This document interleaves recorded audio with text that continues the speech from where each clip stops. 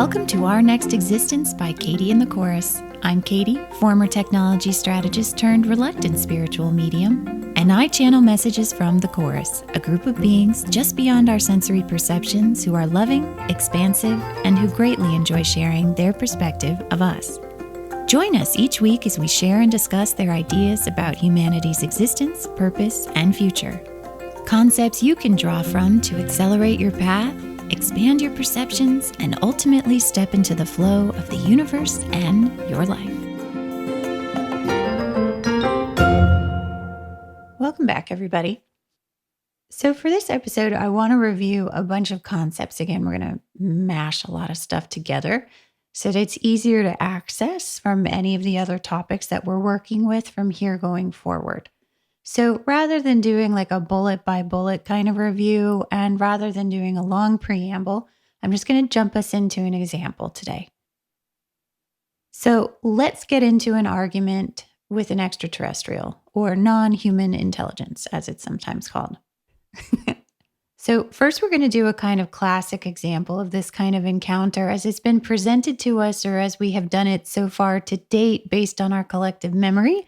And then we're going to do a different version of this argument based on some of the concepts that you all have been absorbing here and these other possibilities. Okay, so let's say you're asleep in your bed at night and an ET or NHI comes into your room. Now, imagine whatever format suits you best. You can choose one that seems non-threatening, or you can choose the scariest thing you have ever seen or heard of. Whatever version of the ET or NHI doesn't really matter, so long as you know that they are other than your belief system. Okay, so this dude shows up in your bedroom in the middle of the night. You wake up and you see it. Classically, we are often taken by surprise. It's been a big part of our experience here in the 5 senses. We narrowed ourselves down to 5 measly senses. So you may not have realized they were coming. If you're a little bit further along in awakening, you might have felt it building all through the course of that day and may not even have wanted to go to sleep at night. So aware are you that something is going to happen.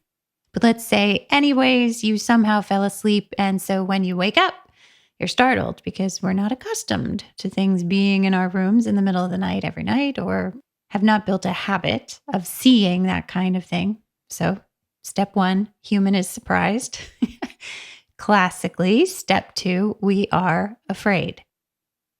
In conscious waking life, we don't often have beliefs that support us in encountering these sorts of other things.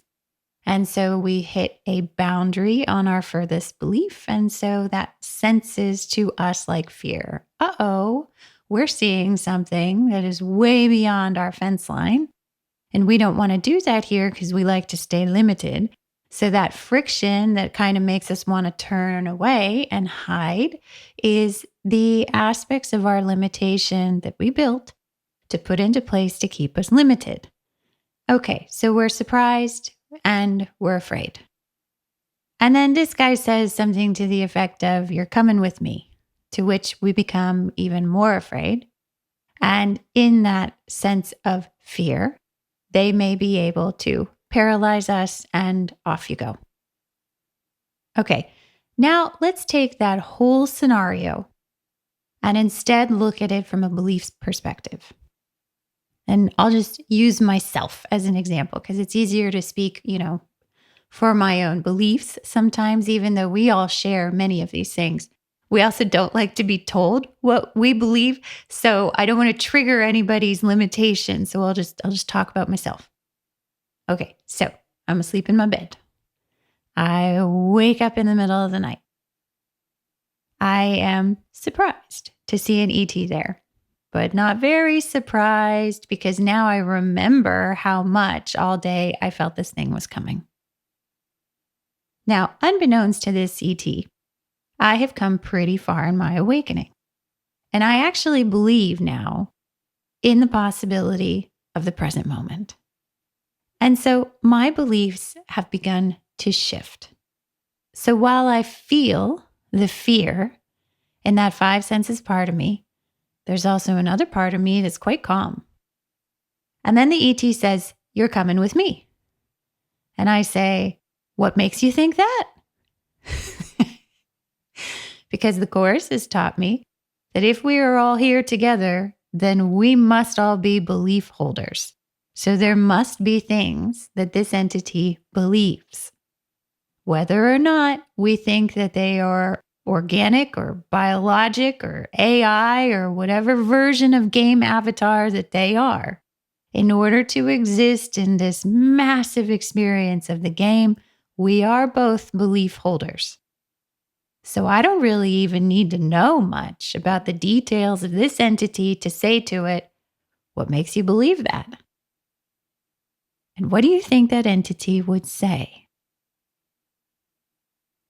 Now, I haven't had too many of these conversations that I remember consciously. I do remember some of the interactions, but also not all of those too. So from here on out, I'm going to make a guess, a subconsciously educated guess about what their responses would be based on the number of interactions that I have had, both remembered and none. And this is why this might just be my experience. And it's not to convince anyone that this is the way that it is. It is to provide an example of a way that we all can remain present in this kind of interaction and access the infinite universe of possibilities and bring through a revolution in any instant that you wish. So my guess would be that he would reply, "What do you mean? Why do I think you're coming with me? You always do." And I might say, well then you must have some sort of belief in linearity just like me. Because if you think that in another moment, the probability of something goes up just because it happened in some other moment means that you have linked those two moments together, which means you and I are linear.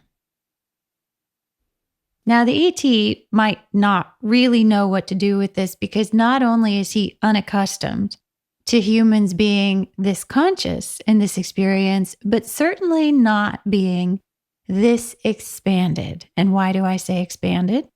Because as the Course has talked to us through the last 2 books and 2 seasons, when we are wholly immersed in the beliefs themselves, we are simply driven emotion by emotion through the experience without any room for perspective.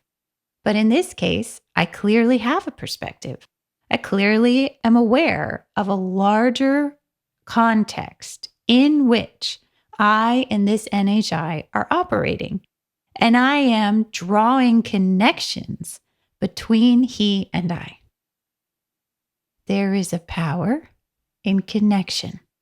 As we have been talking about this season, there are many powers that humanity holds, but one of the greatest is that we are able to connect things. There are disconnective powers in the universe, and there are connective ones. And so for each and every way that I connect myself in some way to this being, said another way, for each and every way that I understand it, I level the playing field. He is now not so different than I.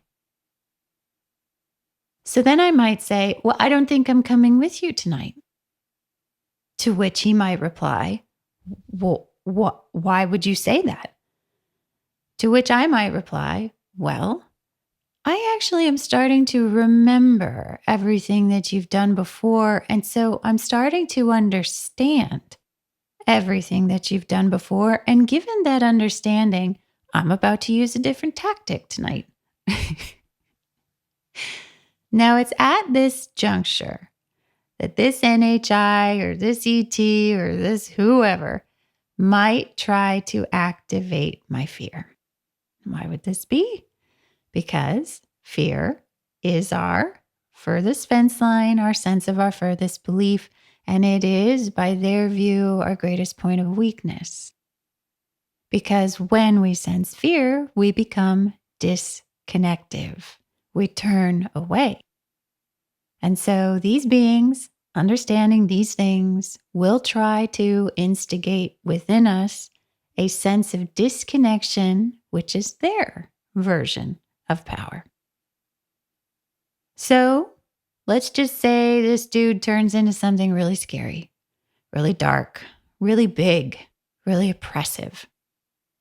Now, in my better moments, I might not say anything at this juncture at all, because now I am expanding into an energetic sense of the situation itself, which is oftentimes beyond the speed of words and the mind. You know these places very well. These are the things you sense in meditation. These are the things you sense when you get an intuitive hit. They are emotional often. They are the things that we feel. So I might suddenly feel a variety of things bubble up within me. The fear that I know well and have started to understand.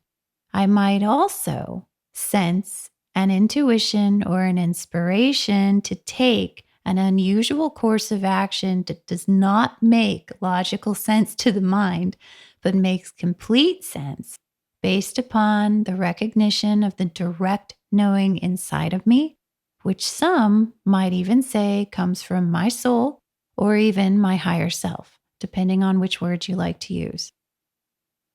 You see, the soul remembers all the other times that this being showed up.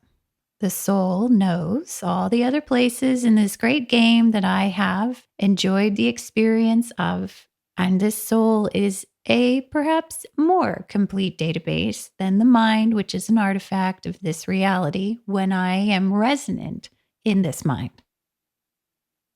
So as he lunges towards me, I might feel a very valid sense of fear and urge to run, because that is the part of me that is currently present in this body, in this reality. And also in being able to feel, and also, I am more expanded. And that more expanded part of me might tell me something interesting. It might say, nothing at all. No action, no diversion, no course of attack. That larger part of me might just sit there in a state of curiosity and a state of presence to see what this being does next. In so doing, I remain completely conscious as each millisecond passes and as each part of this being's beliefs unfold before my very eyes. And in that, he will have revealed himself. I will understand everything that he believes, and I will know exactly what to do for that particular being in that particular moment, in this particular reality and place and time. Do we feel like we need to run from things that we understand? Not often. Typically, the human response is one of empathy and one of embrace. It is a powerful type of connection in this universe. As the Course has been talking to us about for the last number of years, we won't get out of this game by rejecting part of us. And I believe that that rule applies to any of the perceived blocks or locked doors that are in front of us, between us and what we might deem to be the exit. Strategies that incorporate a rejection or a disconnection of the enemy that we perceive will ultimately feed their disconnective energy and weaken our connective powers. As was famously said, seek first to understand. And in so doing, we shine a light of consciousness on everything that stands before us. Does this mean then that we stand idly by while things happen? Not at all, actually. For that would be a rejection of the physical aspects of ourself, which likes to take physical action. I know it's not looked on very kindly when we become violent. And also, in our reality, sometimes vigorous action is required. we would do well to allow for this aspect of the five senses world that has been created. Not because we give up the larger guiding power of our energetic sense of things and simply revert to violent action, but because sometimes an angry word well placed is a catalyst for awakening, just as a well placed striking blow can also be a catalyst for awakening and consciousness. When you remain present and curious in the face of these other beings, information and inspirations will come through to you. A way of calling in light, a way of connecting, a way of sidestepping, a way of utilizing things that I don't even have words for yet in this reality. Essentially, your ability to be present and to remain energetically connected will trickle all the way down through your five senses format, through all layers of your resonance. There will be actions that feel inspired. And what about the times that some of us have felt paralyzed in our body, where perhaps I wouldn't have even been able to move my mouth to have this interesting conversation with this pain in the ass being? Well, I can tell you from experience that I can remember that if you remain conscious and expanded in both perspectives, if you acknowledge and allow for the fear that you feel while also allowing for everything that the larger part of you knows, that type of paralysis doesn't work. It can't. That type of paralyzing technology, maybe we'll say, is effective on a five senses mind that is often in a fear state. If you are not simply resonant with the five senses mind alone, it becomes ineffective on the entirety of who you are. It could be said to be difficult to be in that kind of situation and not afraid. And maybe it was at the beginning. But how many times now have you come to challenging crossroads on the road of awakening? How many times have you felt fear over bodily health or the state of the world or what's going on in your life and have somehow found your way back to believing in possibility? It could work out. It could be all right. I can see my way through this. I'll trust again. I'll get up tomorrow and I'll live another day. The muscles that you need, we could say, in a situation like this have already been built by your path of awakening. And this next step is simply being able to expand all those experiences into this next one. It only requires that we allow and that we feel. Emotions are our sense of energy. And for all you brave soldiers out there who have been taught or have learned how to shut down the things that you feel because of the atrocities that you have witnessed, you will find that the ways in which we thought we needed to survive by compartmentalizing those things will start to fade. It is no longer required for one who is awakening. Not because necessarily it's time to face all of those atrocities, although that is a valid perspective, but rather it's time to feel the greater context of this game in which that suffering was purposeful and is understood. It's time to feel. And in so doing, your soul will show you all the information that you have gathered across all versions of these realities and lifetimes, things that you know, tactics you have already developed, strengths inside of you that exist inside of you. And through your ability to feel and connect these things together, you begin to become the sum total of all of the experiences of your soul expressed here. The doorway to ascendance, we might say, the path to transcendence gets illuminated because you bring together all these aspects of yourself into this unified field of perspective, which is limitless, because it becomes connected without limitation. Though maybe I can't see all of us across all of our timelines the way the Chorus can, I believe that I am standing with you all. And if we were standing next to each other as we felt something coming, something ominous that we had to face, you might say, Katie, remind me again, what is it that we do first? And I would say, oh, it's very simple. I don't know. But I am curious to see what happens next. We love you infinitely.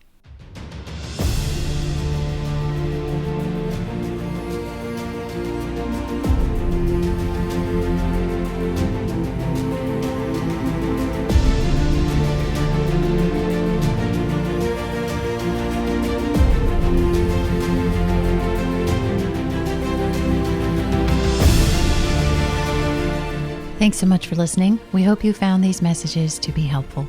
May they accelerate you on your path wherever you'd like it to go. For more information on the books which correspond to these podcast seasons, our podcast, live events, or how to get in touch with us, visit katieandthechorus.com. Thanks again. See you next time.